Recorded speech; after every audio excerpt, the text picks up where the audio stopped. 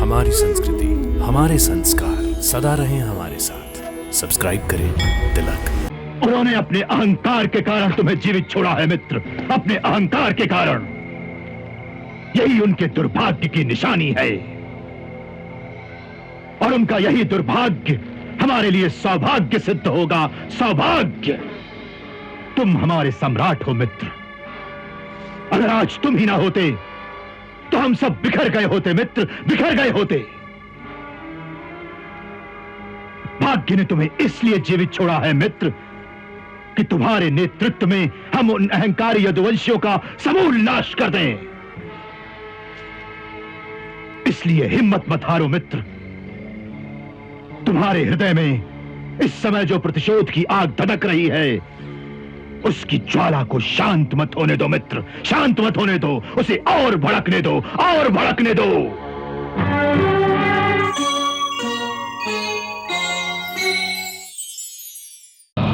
मैं इस अग्नि को साक्षी मानकर शपथ लेता हूं कि अपने हृदय में भड़कती हुई इस प्रतिशोध की ज्वाला को तब तक नहीं बुझने दूंगा जब तक कृष्ण और उसकी समस्त यादव जाति का नाश न कर दूं, नाश न कर दूं।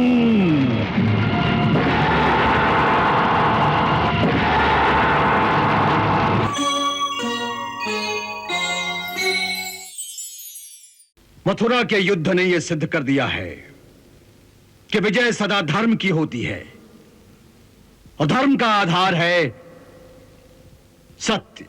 मैं इसीलिए सदा कहता आया हूं कि सत्य और धर्म का मार्ग कभी नहीं छोड़ना चाहिए।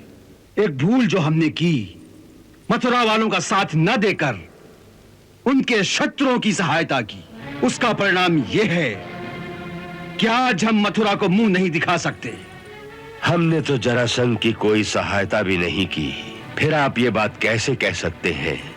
सत्य के तराजू में मनुष्य की नीयत तौली जाती है, ना कि उसके शारीरिक कर्म। आप अपने हृदय में झांक कर देखिए और फिर बताइए कि यादवों की सहायता न करने में आपकी असली नीयत क्या थी?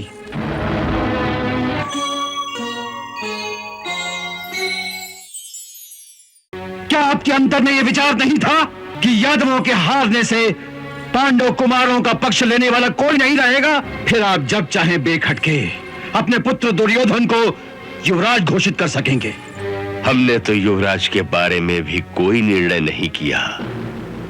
वो निर्णय तो हम आप सबका मत जानकर ही करेंगे। जब भी आपसे इस विषय में बात हुई है, आप किसी न किसी बहाने उसे टाल गए हैं। अब टालने का समय नहीं रहा। राजकुमारों की शिक्षा समाप्त होने वाली है। वे गुरुकुल से राजधानी में आएंगे तो प्रजा के मन में यह आशा रहेगी कि उनका भावी राजा कौन होगा। इससे पहले की बात बढ़ जाए, उचित यही है कि कुमार युधिष्ठिर को आप अपना युवराज बनाने की घोषणा कर दें।